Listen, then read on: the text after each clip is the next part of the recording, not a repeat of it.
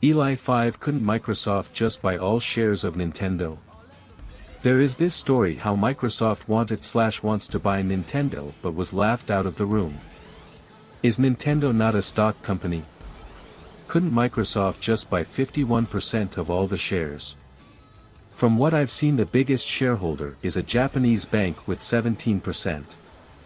It's not like somebody already owns the half. They could. This is called a hostile takeover. And it is possible that they have tried. The problem is that most shareholders are not willing to sell their shares. At least not at a price that Microsoft is willing to buy them for. This is why Microsoft was laughed out of the room. The ones who did laugh them out of the room are the ones who own over 50% of the shares, so they are the ones Microsoft have to buy the shares from one way or another.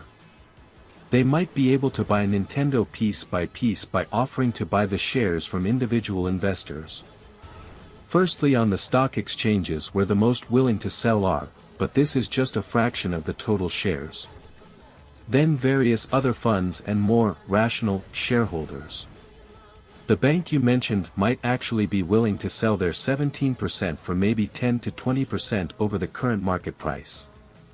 But then it becomes harder and harder to find people willing to sell their shares.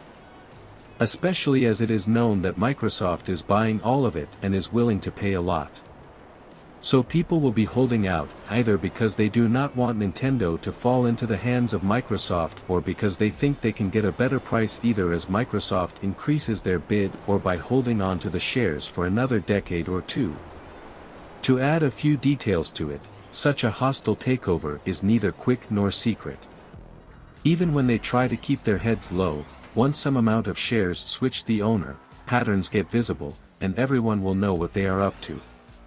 Nintendo might not want a hostile takeover and has some measures to protect itself against it, see poison pill.